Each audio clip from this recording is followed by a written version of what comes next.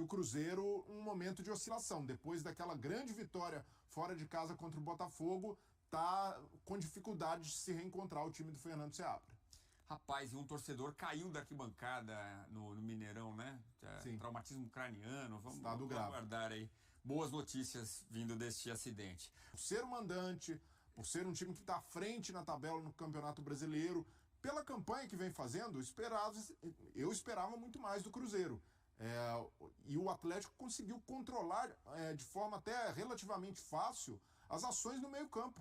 O Milito teve a opção de sacar o Bernard, então ele foi com um meio-campo mais povoado, Alan Franco, Otávio, fazendo esse trabalho juntamente com o Fausto Vera. Então, 3 volantes que tiraram ali do Cruzeiro essa capacidade de ter a bola e espaço do Matheus Pereira.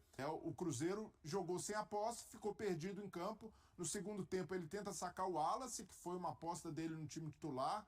Eu imagino que tenha poupado também o Romero, pensando em Libertadores, e o Wallace foi até com o desfalque do João Marcelo, que é o zagueiro mais alto do time, uma opção para, quem sabe, não sofrer tanto com as bolas aéreas do Atlético, pela estatura do Wallace. Mas não funcionou, ele tenta voltar com o Lucas Romero, e com o Lucas Romero, o time, pelo contrário, se a ideia era ter mais controle no meio, perdeu cada vez mais, e o Atlético foi ficando confortável a ponto de realmente estar próximo de uma vitória jogando no Mineirão com apenas torcedores do Cruzeiro. Então o Cruzeiro está vivendo um momento de instabilidade, uma oscilação, é normal para todos os times, mas precisa ficar também a lição de que tem de retomar o melhor que fazia sob o comando do Fernando Seabra, que é jogar com a bola, que é ter mais lucidez, que é fazer essa bola chegar mais limpa nos pés do Matheus Pereira. Não adianta ficar só focar nele, esperar um drible, uma assistência, que o time não vai andar. Precisa ter outros argumentos e tem. Chegou o Lautaro Dias, chegou o Caio Jorge, que até agora apresentou pouco. Muito questionado ainda o Caio Jorge. Mas normal, acabou de chegar, e aí tem a opção, o Dineno entrou no segundo tempo. Só que você, com a chegada desses novos jogadores, por mais que eles tenham sido contratados para reforçar o time, você mexe numa estrutura que estava funcionando. E até eles entenderem qual é a dinâmica da equipe, qual é a intensidade exigida, para que aquela ideia de jogo funcione, até agora o time caiu de produção. São 7 contratados. A questão é essa. É muita gente que vai entrar e teve aquele burburinho, né? Aquele áudio vazado, a pressão. Não, contratei, tem que jogar. E o técnico, não, peraí, vou colocar na hora que achar. Porque você vê que é um time que, por exemplo, eu estava vendo o Atlético, ele, para justificar o que a gente estava explicando aqui, foi buscar números, né? Porque os números eles traduzem de forma muito clara. Nos duelos, ele ganhou 4% a mais do que o Cruzeiro, 52 a 48. Mas também teve mais recuperações de bola. E aí você vai vendo, por exemplo, o tempo de posse de bola do Atlético, a cada vez que ele pegou a bola, ele ficou em média 32,9, 33 segundos com a bola. O Cruzeiro ficou 20 segundos. 20,8. Então isso vai mostrando o Atlético trocando em média 7,6 passes por posse de bola, enquanto o Cruzeiro 4,3. Isso dá a dinâmica do que no final das contas foi o jogo. Era um Atlético que conseguia recuperar mais a bola e, uma vez recuperando a bola, ficar mais tempo com ela. Isso dá o volume que a gente dizia, dá a impressão geral do jogo. Isso acaba se traduzindo em finalização também, jogadas mais agudas, porque o Atlético marcou melhor e, uma vez de posse de bola, conseguiu trabalhar melhor essa bola. Vamos lá pro Mineirão. Vitória Leite conosco aqui no Sport Center. Ô, Vitória, a gente tem um bolão de amigos. A turma ou apostou no Atlético ou apostou no Cruzeiro. Não teve empate no bolão.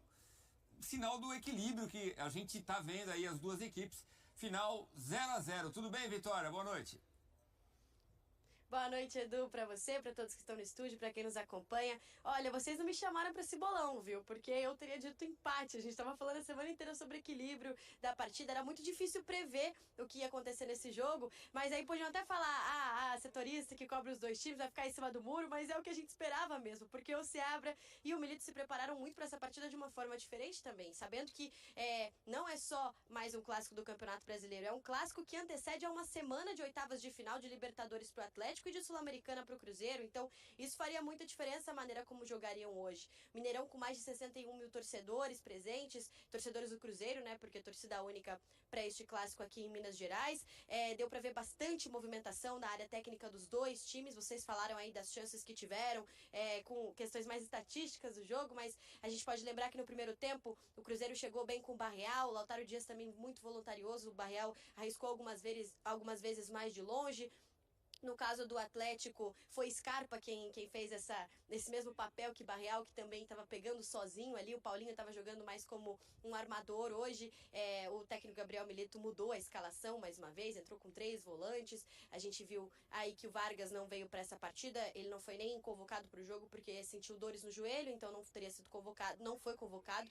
Mas teve o destaque da estreia do Daverson, né? Que estreou no segundo tempo, não entrou como titular, mas pôde jogar aí alguns minutos, já se preparando para essa próxima semana. Também, no caso do Cruzeiro, a gente viu o Wallace no time titular, então teve destaque importante para as duas equipes em termos do que gerou esse clássico, né? E agora, virando já a página, eles têm que se preparar, porque, por exemplo, o Atlético mesmo viaja amanhã para Buenos Aires, tem compromisso contra o São Lourenço na terça-feira pelas oitavas de final da Libertadores, jogo de ida. O Cruzeiro tem o Boca Juniors na quinta-feira também em Buenos Aires, jogo de ida da Sul-Americana, das oitavas de final, e na próxima final de semana já tem Campeonato Brasileiro de novo. Mas isso fez com que o Cruzeiro terminasse com 36 pontos acima do Galo na tabela, que hoje tem 29 pontos com esse empate em 0-0 aqui no Mineirão. Edu?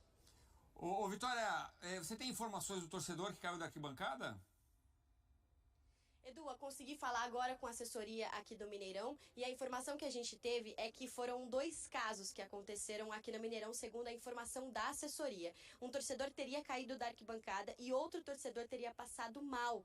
E esse torcedor que passou mal sozinho, ele caiu sozinho, como se ele tivesse desmaiado, teve uma convulsão e aí ele foi levado ao hospital. Mas o torcedor que caiu da arquibancada, segundo a assessoria aqui do Mineirão, tá tudo bem com ele, mas o outro torcedor que caiu da própria altura teria sido levado ao hospital e então tinha sido levado em estado grave porque chegou até a precisar ser entubado aqui mesmo no Mineirão. Edu?